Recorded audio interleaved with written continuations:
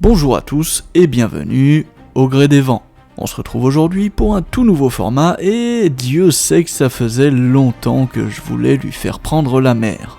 Il s'agit du format La voile au cinéma. Bien que le titre laisse peu de place au doute, je vais tout de même vous expliquer concrètement ce que nous allons y faire. Nous allons simplement visionner des scènes de films, puisse le Saint Copyright ne pas me pourfendre, des scènes que nous soumettrons ensuite aux dures lois de la réalité. Nous verrons si elles sont possibles ou pas, et surtout, pourquoi. Cela vous permettra de voir d'un autre œil nos grands classiques comme Pirates des Caraïbes, Master and Commander, Au cœur de l'océan et j'en passe. Salut Jean! Cependant, il est important de noter que ce n'est pas un tribunal. Il faut garder à l'esprit que le concept de base du cinéma, c'est que ce soit justement cinématographique, c'est-à-dire que ça rende bien à l'image, et parfois pour ce faire, il faut faire certaines concessions qui, pour certains conseillers historiques et techniques, peut donner l'envie soudaine de se jeter du 5e étage. Aujourd'hui, on va traiter un pur produit d'Hollywood. Sorti en 2007, je veux bien évidemment parler de l'œuvre cinématographique de notre très cher Gore Verbinski, j'ai nommé Pirates des Caraïbes 3 jusqu'au bout du monde. Alors pour débuter, on va déjà aborder la fameuse scène finale de l'antagoniste Lord Cutler Beckett. Alors, me direz-vous, pourquoi cette scène ? Eh bien parce qu'il y a non seulement beaucoup à en dire sur le plan technique quant aux conditions de tournage, mais également beaucoup à en dire sur l'aspect historique et technique par rapport à la réalité.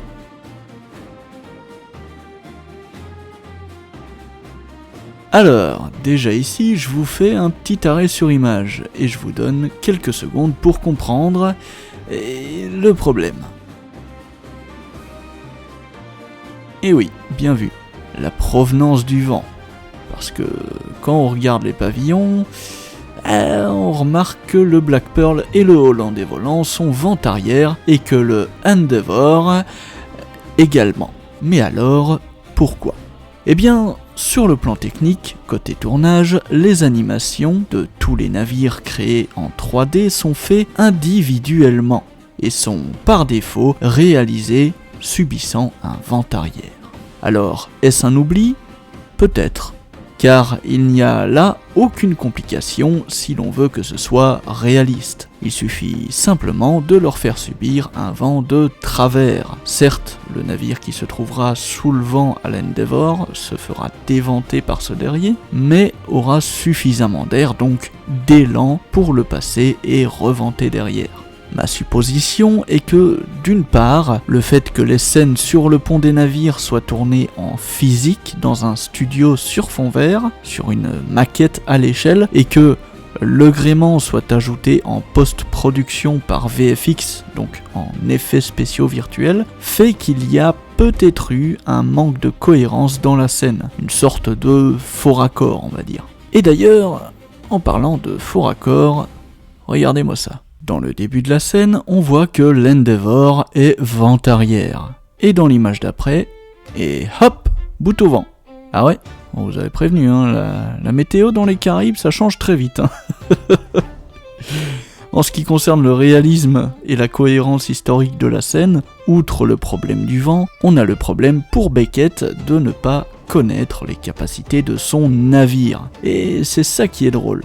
On voit bien à sa tête que voir une frégate et un galion venir se mettre dans sa zone de mort lui fait peur. Alors que techniquement, l'Endeavour, vous l'aurez sûrement reconnu, est le légendaire HMS Victory, maquillé pour le tournage. Évidemment, il n'a pas navigué pour de vrai dans le film, hein. Dans son état actuel, il ne le pourrait pas. C'est un musée fixe, et va-t-on obtenir un certificat de navigabilité pour ça ? Mais toujours est-il que, dans le film, l'Endeavour est un vaisseau de ligne de premier rang dont les plus gros canons se trouvent sur le pont inférieur. Il s'agit de 30 pièces de 32 livres, et ouais, rien que ça. C'est-à-dire ce qui se faisait de plus puissant à l'époque sur un navire. Autant vous dire que si Beckett avait conscience de sa puissance de feu, il serait plutôt en train de se frotter les mains. Parce que déjà à 200 mètres, les 32 livres pulvérisent tout de bout en bout. Tout ce qui est dans l'axe de la batterie, hein, sans discrimination.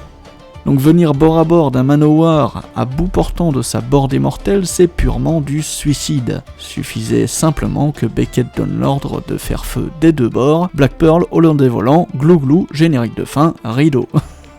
C'est aussi simple que ça. Mais bon, évidemment, on ne peut pas faire mourir si bêtement les héros principaux de la saga. Ni même les navires d'ailleurs, parce que eux aussi sont littéralement iconiques et indécollables de la saga, donc à la baille. D'ailleurs également, sur ce fameux passage où tout l'équipage va piquer une tête sans demander son reste, le choix des officiers est un peu douteux. « Monsieur, quels sont les ordres ?» Je me suis fait dessus. Bordel. « Abandonnez le navire !» Car dans ce genre de situation, lorsque l'on voit que le capitaine n'est clairement plus en état de commander, on dit qu'il n'est plus en mesure d'assumer ses fonctions. L'officier le plus gradé en dessous de lui a dès lors l'obligation de le démettre temporairement de ses fonctions, en lui notifiant bien évidemment le motif de sa démission. Cela pour que l'officier le plus gradé prenne sa place comme capitaine par intérim. C'est là un acte légal à ne pas confondre avec la mutinerie, qui est le fait de prendre le commandement par la force, hors du cadre légal. Dès lors, le capitaine peut alors faire appel en cour martiale, mais là on s'éloigne un peu du sujet. Clairement, en ce qui concerne cette scène, évidemment, elle me donne des frissons à chaque fois que je la vois. Mais en tant que passionné, je peux pas m'empêcher d'avoir un œil sur les manœuvres. Mais bien évidemment, je le rappelle, il s'agit d'une œuvre de fiction, à des fins de divertissement. Ce film n'a pas pour vocation d'être un documentaire historique. En revanche, s'il y a bien un truc qui est réel dans cette scène, c'est l'explosion de l'Endeavour. Non, je vous rassure, ils ont pas fait sauter le Victory. Je sais bien que Hollywood c'est comme l'armée américaine, hein, toujours partant quand il s'agit de faire tout péter, mais quand même, hein, faut pas abuser non plus. Non, dans le cas présent, ils ont recréé une maquette fidèle de l'Endeavour, donc au 1/12e, donc c'est déjà une belle maquette, hein, ça doit aller chercher dans les 5 mètres de long quand même, si je ne m'abuse. Ainsi donc, ils ont placé des explosifs à l'intérieur, et kaboum! Et voilà pourquoi la scène de l'explosion finale paraît si réelle. C'est tout simplement parce qu'elle est réelle. Alors je sais pas si vous avez remarqué à l'arrière, mais l'écume qu'on voit c'est typique d'une propulsion à hélice. C'est pas l'écume du navire. Ça se voit clairement. Pourquoi ça ?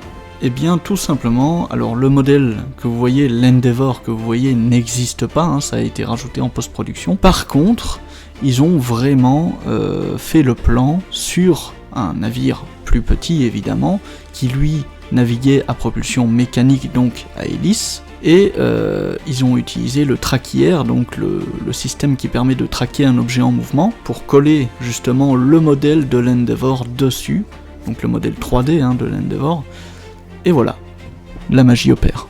Et en parlant de scènes bien réelles, il y a aussi ce plan où l'on voit l'Endeavour mettre en batterie. Eh bien, vous pourrez être surpris par la qualité des détails du bois fait en VFX, et vous auriez de quoi.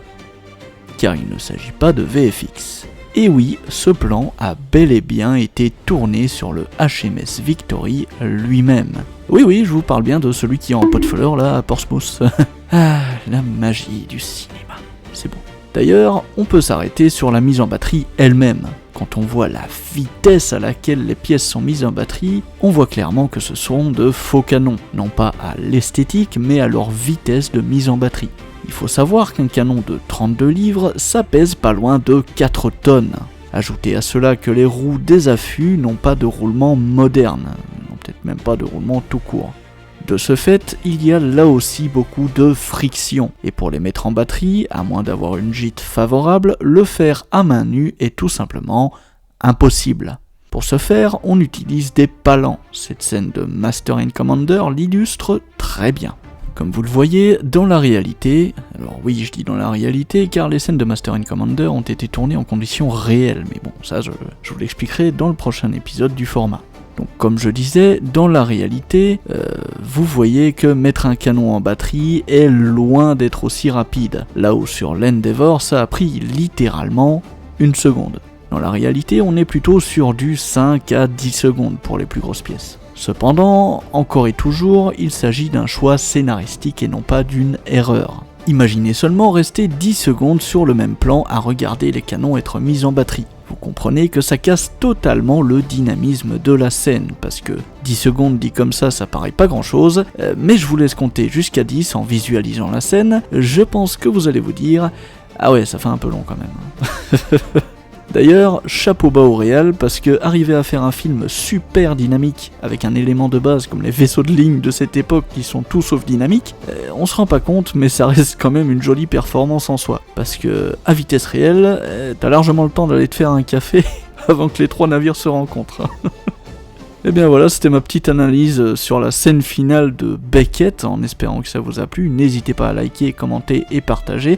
C'est non seulement le meilleur moyen de me faire savoir si le format vous plaît, mais aussi et surtout, c'est ce qui permet à la chaîne de continuer d'exister et de perdurer. Donc merci à vous d'être là depuis toutes ces années, fidèle au poste comme on dit. Et j'espère bien vous rendre l'appareil avec du contenu de qualité qui vous plaît. Ici c'est 100% fait main, pas d'IA, ni dans le texte, ni dans le montage. On pourrait presque dire que ce que je fais c'est de l'artisanat au vu de tout ce qui se fait aujourd'hui sur YouTube avec toutes les vidéos faites par IA là, enfin bref. Comme dirait le protagoniste de la prochaine vidéo de ce format... C'est l'avenir. Quelle fascinante époque nous vivons là. Et oui, les vidéos faites à la main comme les miennes face aux vidéos générées par IA, c'est un peu comme la surprise contre l'Achéron. Sur le papier, aucune chance de rivaliser. Mais une chose est sûre... Leur cupidité va les pousser à la faute. Alors à vos clics. Pareil à partager. Et n'oubliez pas, puissent les vents vous être favorables.